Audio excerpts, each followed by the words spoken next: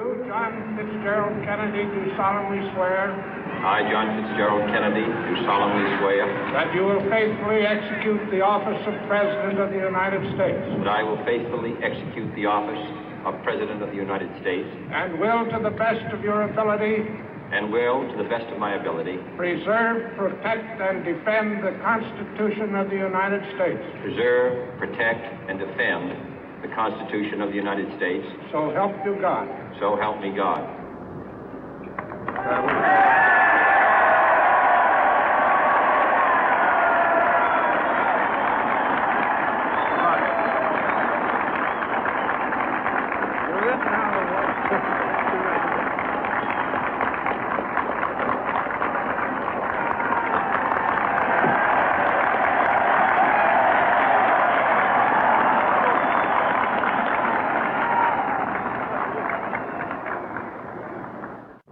Vice President Johnson, Mr. Speaker, Mr. Chief Justice, President Eisenhower, Vice President Nixon, President Truman, Reverend clergy, fellow citizens.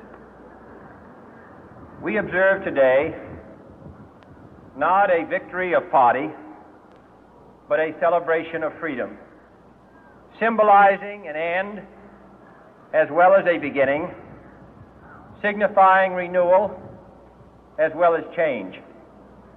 For I have sworn before you and Almighty God the same solemn oath our forebears prescribed nearly a century and 3/4 ago. The world is very different now, for man holds in his mortal hands the power to abolish all forms of human poverty and all forms of human life. And yet the same revolutionary beliefs for which our forebears fought are still at issue around the globe. The belief that the rights of man come not from the generosity of the state, but from the hand of God. We dare not forget today that we are the heirs of that first revolution.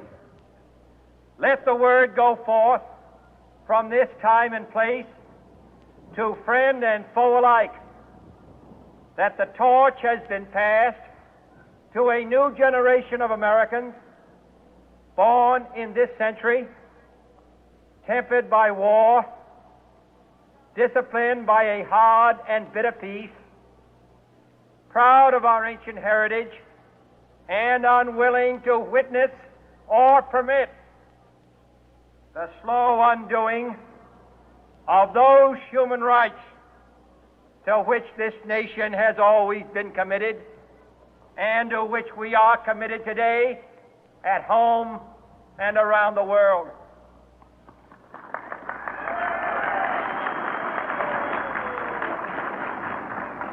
Let every nation know, whether it wishes us well or ill, that we shall pay any price, bear any burden, meet any hardship, support any friend, oppose any foe to assure the survival and the success of liberty.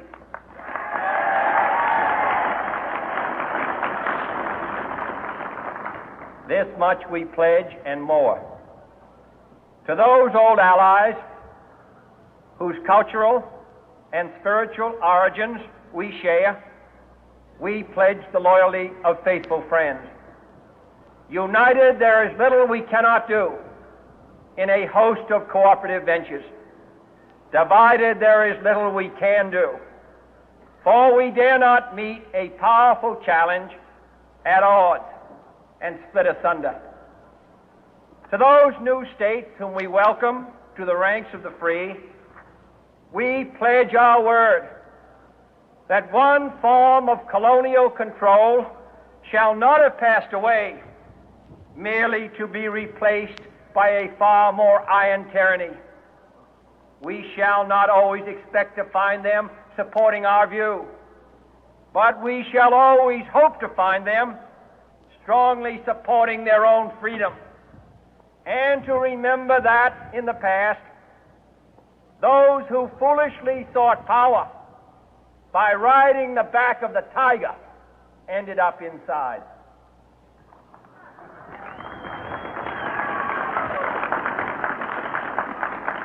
To those people in the huts and villages of half the globe struggling to break the bonds of mass misery, we pledge our best efforts to help them help themselves for whatever period is required, not because the communists may be doing it, not because we seek their votes, but because it is right. If a free society cannot help the many who are poor, it cannot save the few who are rich.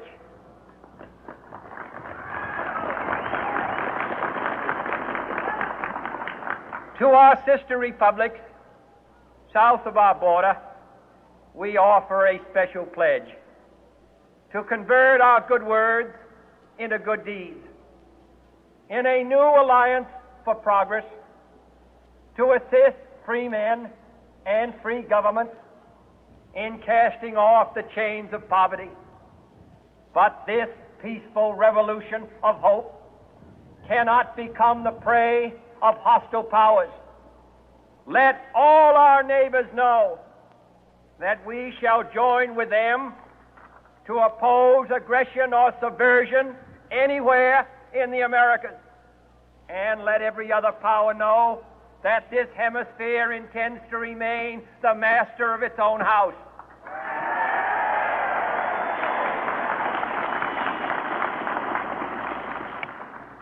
To that World Assembly of Sovereign States, the United Nations, our last best hope, in an age where the instruments of war have far outpaced the instruments of peace, we renew our pledge of support to prevent it from becoming merely a forum for invective, to strengthen its shield of the new and the weak, and to enlarge the area in which its writ may run. Finally, to those nations who would make themselves our adversary, we offer not a pledge, but a request that both sides begin anew the quest for peace. Before the dark powers of destruction, unleashed by science, engulf all humanity in planned or accidental self-destruction, we dare not tempt them with weakness, for only when our arms are sufficient beyond doubt can we be certain beyond doubt that they will never be employed. But neither can two great and powerful groups of nations take comfort from our present course, both sides overburdened by the cost of modern weapons, both rightly alarmed by the steady spread of the deadly atom, yet both racing to alter that uncertain balance of terror that stays the hand of mankind's final war. So let us begin anew, remembering on both sides that civility is not a sign of weakness, and sincerity is always subject to proof. Let us never negotiate out of fear, but let us never fear to negotiate.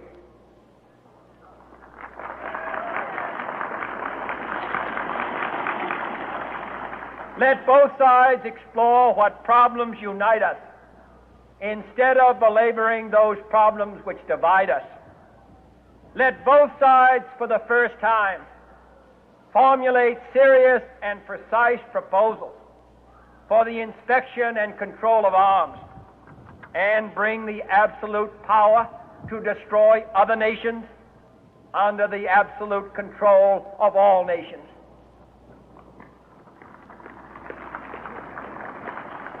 Let both sides seek to invoke the wonders of science instead of its terrors. Together, let us explore the stars, conquer the deserts, eradicate disease, tap the ocean depth, and encourage the arts and commerce. Let both sides unite to heed in all corners of the earth the command of Isaiah to undo the heavy burden and let the oppressed go free. And if a beachhead of cooperation may push back the jungle of suspicion, let both sides join in creating a new endeavor, not a new balance of power, but a new world of law, where the strong are just and the weak secure and the peace preserved. All this will not be finished in the first 100 days, nor will it be finished in the first 1,000 days, nor in the life of this administration, nor even perhaps in our lifetime on this planet. But let us begin.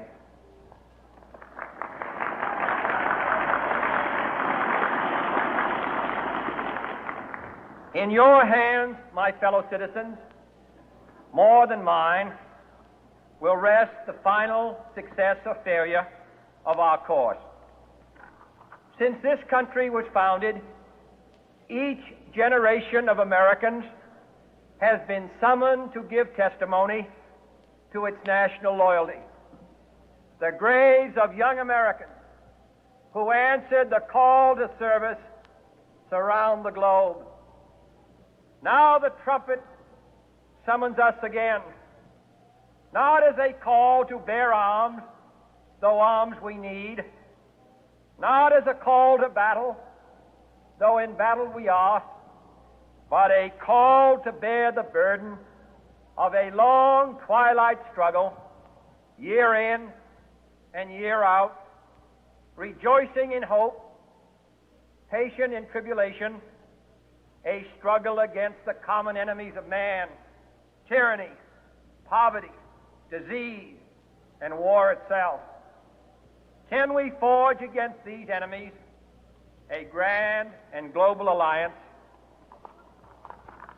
north and south, east and west, that can assure a more fruitful life for all mankind? Will you join in that historic effort?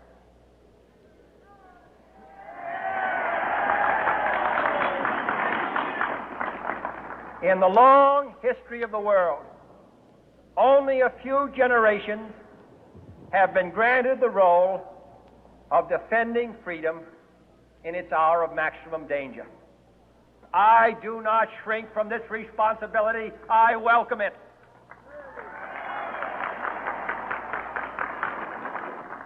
I do not believe that any of us would exchange places with any other people or any other generation. The energy, the faith, the devotion which we bring to this endeavor will light our country and all who serve it. And the glow from that fire can truly light the world. And so, my fellow Americans, ask not what your country can do for you. Ask what you can do for your country.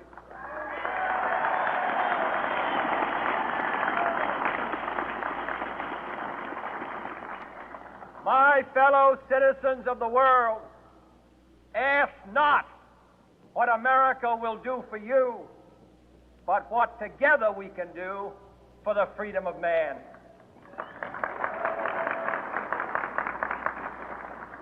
Finally, whether you are citizens of America or citizens of the world, ask of us here the same high standards of strength and sacrifice which we ask of you.